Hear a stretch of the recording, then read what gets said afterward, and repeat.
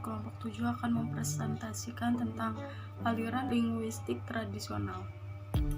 Linguistik tradisional adalah salah satu aliran tradisional yang menganalisis bahasa berdasarkan filsafat dan semantik. Untuk memahami lebih jauh bagaimana terbentuknya aliran linguistik ini, yang telah melalui masa yang sangat panjang, maka dari itu kita harus mempelajarinya. Terbentuknya tata bahasa tradisional ini mulai zaman Yunani sampai akhirnya linguistik modern sekitar akhir abad ke-19. Pertentangan analogi dan anomali menyangkut masalah bahasa sesuatu yang teratur atau tidak teratur. Kaum analogi antara lain Plato dan Aristoteles berpendapat bahwa bahasa itu bersifat teratur. Karena adanya keteraturan itulah orang dapat menyusun tata bahasa. Keteraturan bahasa itu tampak misalnya dalam menentukan jamak bahasa Inggris. Maka sebaliknya, kelompok anomali berpendapat bahwa bahasa itu tidak teratur. Kalau bahasa itu teratur, mengapa bentuk jamak bahasa Inggris child menjadi children atau bukannya childs? Mengapa bentuk past tense bahasa Inggris dari write menjadi wrote bukan ridden? Dari keterangan tersebut bahwa tampak dari kaum anomali sejalan dengan kaum naturalis dan kaum analogi bersejalan dengan kaum konvensional. Pertentangan kedua kelompok itu, anomali dan analogi, masih berlangsung sampai sekarang, terutama jika orang berbicara mengenai filsafat bahasa. Assalamualaikum warahmatullahi wabarakatuh. Bismillahirrahmanirrahim. Nama saya Mega Fadilah. Di sini saya akan sedikit menjelaskan tentang tokoh-tokoh yang berperan besar dalam studi bahasa. Tokoh atau kaum yang pertama adalah kaum Sofis. Kaum atau kelompok Sofis muncul pada abad ke-5 sebelum Masehi. Mereka adalah anak dalam studi bahasa, di antaranya karena mereka melakukan pekerjaan secara empiris. Mereka melakukan kerja secara pasti dan menggunakan ukuran-ukuran yang tertentu. Selanjutnya, mereka sangat mementingkan bidang retorika dalam studi bahasa. Mereka juga membedakan tipe-tipe kalimat berdasarkan isi dan makna. Salah seorang tokoh Sofis yaitu Protagoras membagi kalimat menjadi kalimat narasi, kalimat perintah, kalimat tanya, kalimat jawab, kalimat laporan, doa, dan juga undangan. Tokoh yang lainnya adalah tokoh Georgias. Tokoh Georgias ini membicarakan tentang gaya bahasa yang kita kenal seperti sekarang ini. Tokoh yang kedua adalah Pluto. Pluto hidup sebelum abad Masehi. Pluto ini terkenal dalam studi bahasa. Dia terkenal karena dia memperdebatkan analogi dan anomali dalam bukunya Dialog dan juga mengemukakan masalah bahasa alamiah dan bahasa konvensional.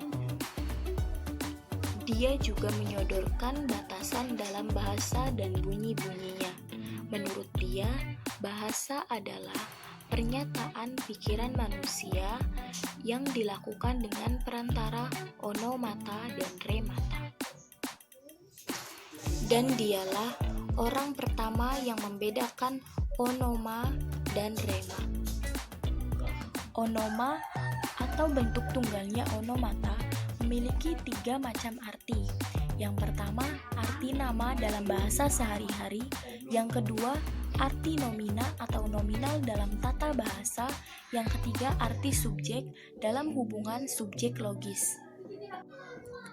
Sedangkan rema atau bentuk tunggalnya remata mempunyai 3 macam arti juga. Yang pertama, arti ucapan dalam bahasa sehari-hari. Yang kedua, arti verba. Arti verba dalam istilah tatanan bahasa. Yang ketiga, arti predikat dalam anggota dari logos, yaitu kalimat dan juga klausa.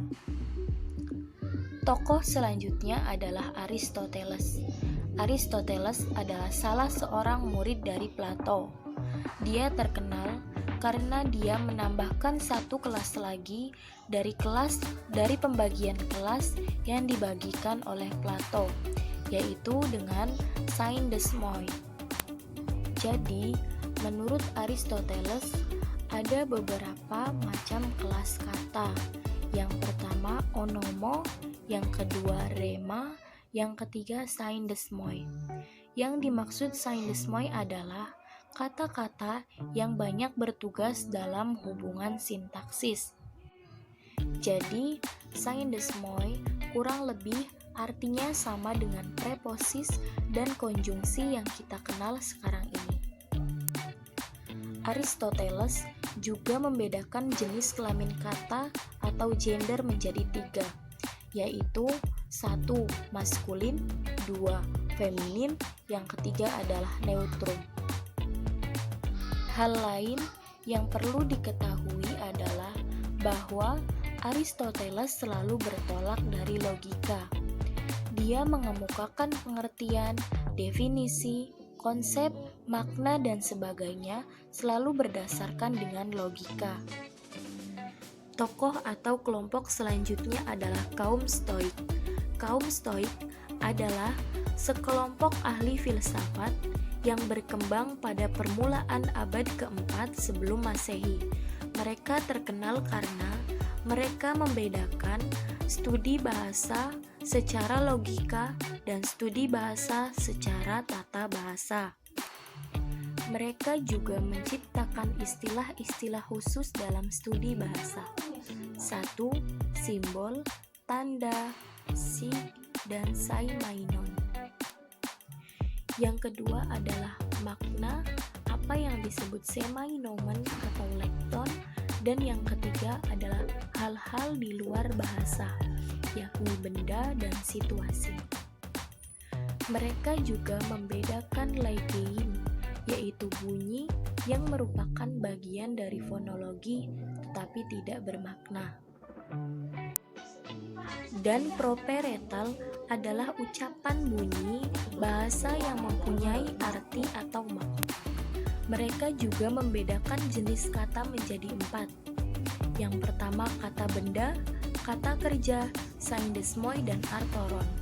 Artoron adalah yang menyatakan jenis kelamin dan jumlah dalam kata dan dalam bahasa. Yang terakhir, mereka juga membedakan adanya kata kerja pasif dan kata. Assalamualaikum warahmatullahi wabarakatuh. Saya Siti Trisna akan melanjutkan pemaparan materi dari kelompok saya, yaitu bagian C, ciri-ciri aliran linguistik tradisional. Adapun ciri-ciri aliran tradisional yang dikemukakan oleh Suparno pada tahun 2003, yakni 1. Bertolak dari pola berpikir secara filosofi. Tidak dapat dipungkiri bahwa filosofi tidak lepas dari perkembangan suatu ilmu termasuk linguistik. Pemikiran para filsuf akan bahasa menjadi landasan awal lahirnya aliran linguistik tradisional.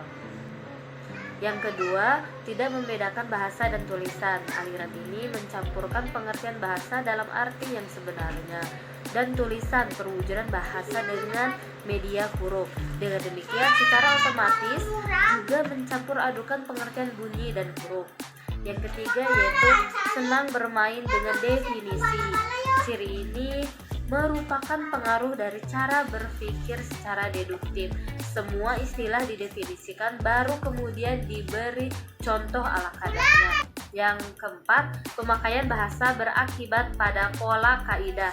Ketaatan pada pola ini diwarisi sejak para ahli tata bahasa yang tradisional mengambil alih pola-pola bahasa Latin untuk diterapkan pada bahasa sendiri. Kaidah bahasa yang telah mereka susun dalam bentuk buku tata bahasa harus benar-benar ditaati oleh pemakai bahasa.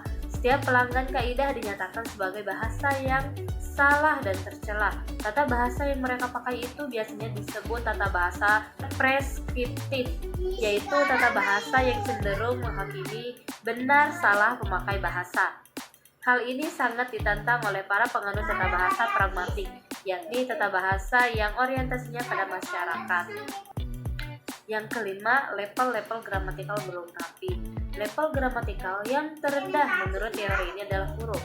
Level atau tataran di atas huruf adalah kata, sedangkan level yang tertinggi berupa kalimat. Dengan demikian, hanya 3 macam level itu sajalah yang secara pasti ditegakkan. Tataran morfem, frasa, dan klausa belum begitu digarap, apalagi tataran wacana.